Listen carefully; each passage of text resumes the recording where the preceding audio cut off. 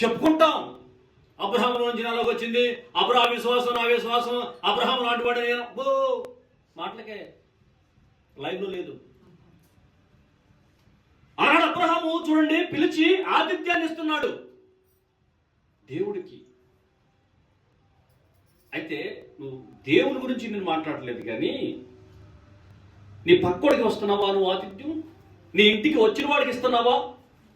నీ ఇంటికి వచ్చిన వాడికి ఆ ఎండాళ్ళు వచ్చాడు, ఆ చీకటాళ్ళు వచ్చాడు, ఆ సమయంలో వచ్చాడు, ఇన్ని ఎట్ట పంపించాలి అర్జెంటుగా?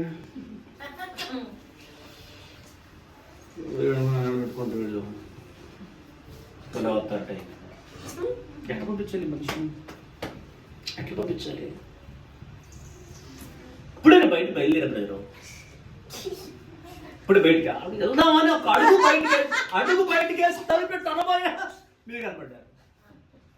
ఉంటారు గంట, ఓ 10 నిమిషాలు ఉంటారా?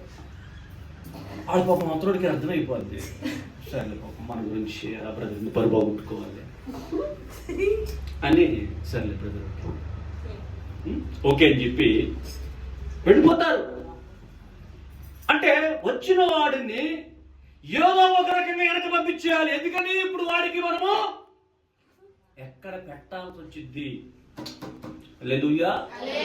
ఎక్కడ పెట్టవలసి వచ్చిందో పెట్టాలంటే ఒళ్ళొంచాలి, పెట్టాలంటే తీయాలా, మన నిధులో నుంచి బయటికి తీయాలి, ఆహారం తీయాలి, మాంసము తేవాలి, కూర వండాలి. కొంత ధనాన్ని లేకపోతే కొంత వ్యాయాన్ని మనం అక్కడ చూపాల్సి వస్తుంది. ఎవరు తీసుకుంటారు? ఏదో చిన్న అబద్ధం వాడి కథలు తిప్పైతే పోతారు. మరి కొంతమంది ఎలా పాడాలేదా రావటానికి, వచ్చేదేదో ఆ టైంకి రావచ్చుగా, మేము కరెక్ట్గా వండుకున్నాం, కొలతేసి కరెక్ట్గా వండుకున్నాం, మేము ఒక మెత్తు కట్టు లేదు, మొత్తం ఉంటాడు పెట్టు.